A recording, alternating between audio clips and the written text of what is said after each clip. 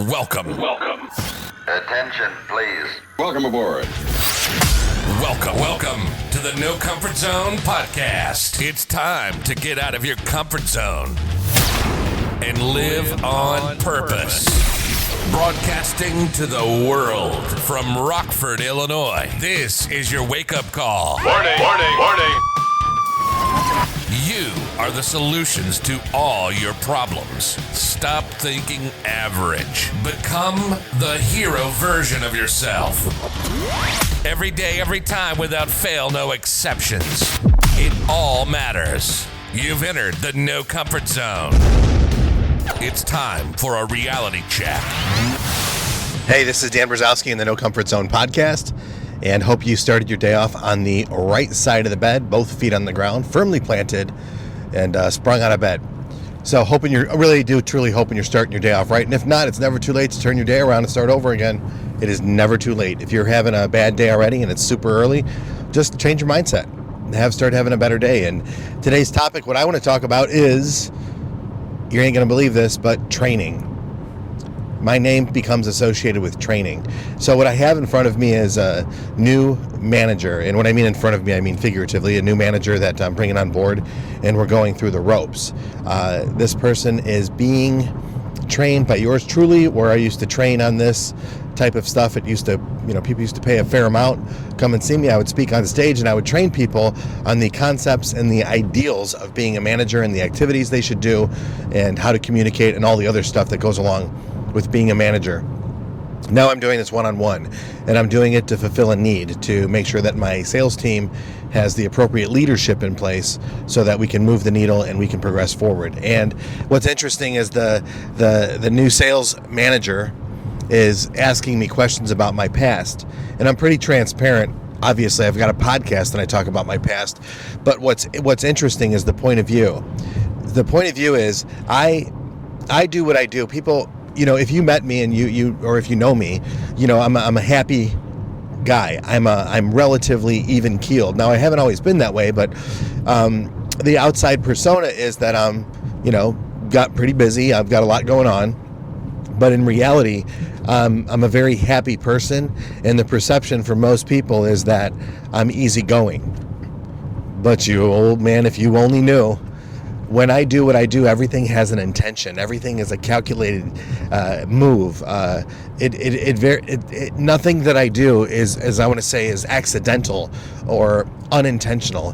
When I start going a direction, it's that knowledge, that attitude, those skills, and those habits all start going towards one area to accomplish one thing, whatever that might be. And the reason I'm saying this is because somebody might think to themselves, well, I'll never get to that level. Now, what's funny is I'm the same guy I was 27 years ago when I started. And the same guy that started 27 years ago was terrified to greet people when I met customers and had to introduce myself and welcome them to our organization and try to get them what I didn't know then, what I do know now is through a process. I just thought it was people being nice, and then a deal popped out. That's kind of what I thought sales was all about. You talk a little bit, you show this, they want to buy it anyway, but didn't realize the true art and the science of persuasion and the language of sales. Didn't understand that, and it took me a long time to learn that, and then actually be I guess, efficient enough to train on it, and then actually be efficient to train on it for other people, meaning people that have big organizations and wanted me to train their people on the art of persuasion and the science of everything that goes with selling. So what I think is really interesting is I was afraid to greet people.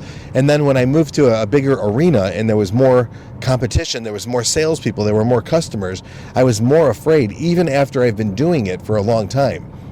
And what came out of this conversation with this new manager was, how did you progress? And what's funny is, when I look back to it, it comes back to, I really got out of my comfort zone. The story goes, I was sitting at the pool. I was bored out of my mind for a summer and had a chance. I was getting ready to go into law enforcement. And before law enforcement, I just got bored. And I was like, you know what? I got 3 months before anything happens with this new career choice that I've made. And the reason I went in the Marines and all that other stuff was to get into law enforcement. Then all of a sudden, I find myself with a lot of time on my hands, and you can only drink so many beers at the pool, and you get a little bored, and I decided I got to do something. So based on a book that I read, How to Sell Yourself by Joe Girard, I decided to get involved in car sales. Guinness Book of World Records for selling the most number of cars year after year. So I decided to read the book. I thought, hey, maybe I could do this. And then I realized that I really do like people. I liked being in a dealership, and I had a lot of fun, and my customers, I think, liked me, but who didn't like me were the other employees and the managers. I really didn't fit in very well in the beginning, and I was a little odd, I'll admit that, but I really got to a point where I was sensitive, or as my wife would say, delicate, to the opinions of other people. And what I ended up doing was really, I got angry. And I got angry at the way I was being treated and the way they treated other people, and I just didn't like it. And it's always been since, I think in the first 90 days, I went to one of my managers, Jim Lundy, the used car manager, was a really great, ethical guy. I really enjoyed working with him for a few years, and then I left. But he really a great guy. He really taught me the ropes on how to take care of people and how to communicate the right way and how to help them, not do something to them. It was really a good. I'm glad I met him early in my career because he had a big influence on me, and I still hold true to some of the things that he's taught me today. But in the reality of it is, I've always wanted to help people, and this was a good way to do it. I believe that. And you can get paid well by helping people. So here I am in this dealership environment, and I'm actually learning the ropes. And I think I told him, you know what? I'm going to write a book to help people to buy cars. And he laughed about it, like, oh, okay, whatever, 90 days, you know all this stuff. And I look back and I realized that I didn't know what I was doing. It took me about 7 years to really figure it out, where it wasn't by accident anymore. And it's, I say that's a long time, and I'll tell anybody, I'm the slowest person in the room.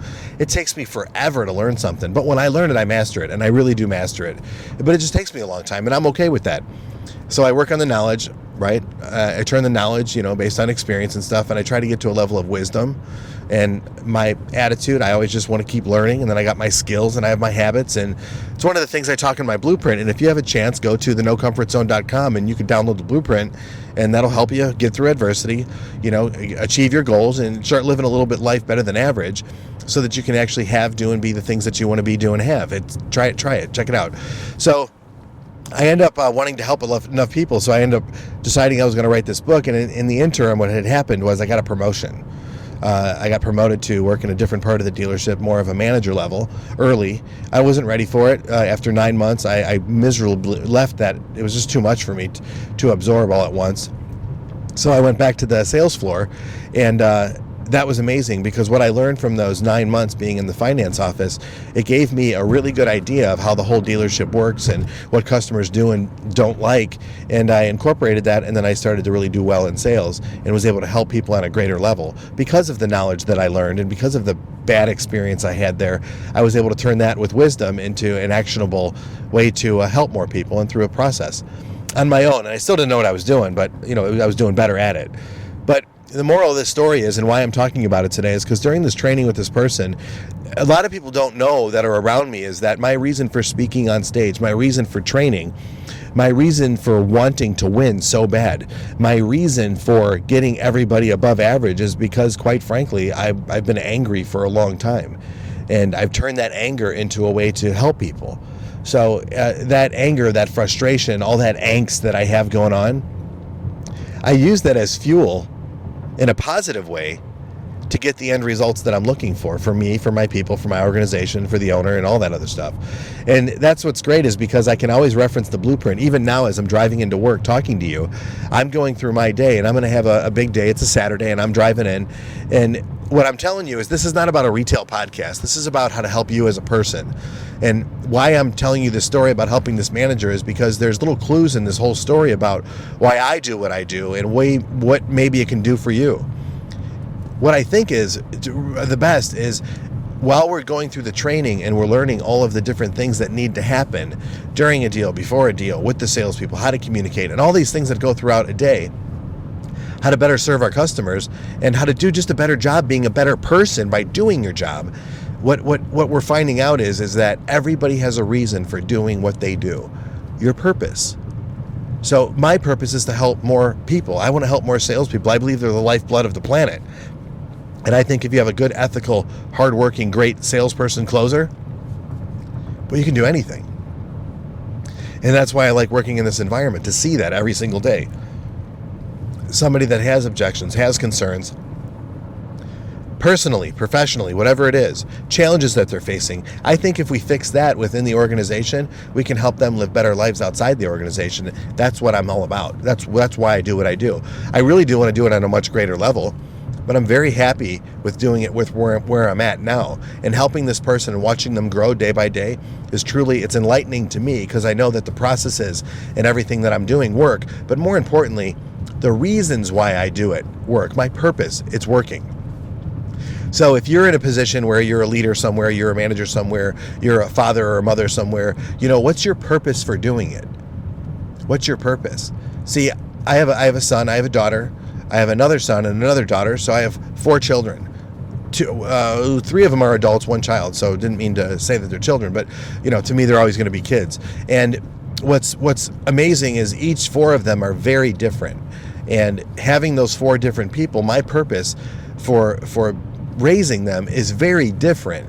I want them to grow up and be healthy, productive members of society. And I want them to be happy living in their passion. Happy living in their passion. And I would say that for the most part, people just kind of wander through their life and don't really commit to major choices. They just kind of go with the flow.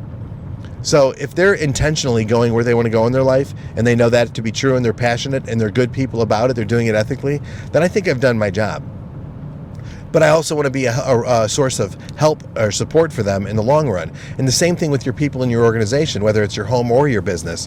What you have to realize is that if you're listening to this podcast and you have influence over other people, it's really important you respect that influence and train the people to your way of thinking. Now, why am I saying that? Because if you're that person that wants to help more people, it's simple. Teach them how to help more people the way that you're doing it. And it seems to just work out. So with this manager that I'm working with, that I'm able to magnify this experience, I saw some greatness happen the other day. And I also learned, in the most important part of this podcast, is I found out why this is important, why this position is important to the other person. And it's not about money. It's not at all about the money. It's about the opportunity to fix a lot of things that are broken, that from their point of view that they needed help with as a representative in the company. And now they're in a position to fix it. And now they have tools and they have support and leadership to help them to mend these things that have been broken for so long. And I think that's pretty cool to see. And also, so now I know that person's why, after having a conversation about going into my past. So maybe it's okay to talk about your maybe it's okay to talk about your past or your pants, whatever you want to say. But really what it comes down to is you being genuine, you being transparent, you being sincere, ethical, with good character, and having an honest conversation with your people on the reasons why you're doing what you do. Maybe that might just be enough for somebody to buy into what you're doing. And maybe that might just be just enough to start changing your organization and moving your place in the right way. And that's what I hope for where I'm at, for my people. And you know what, if you're listening, I hope that for you too, because I think it'll make the world a better place. And I really believe that. So thanks for listening to my podcast. I hope you have a fantastic day, and I hope you get out of your comfort zone and live on purpose.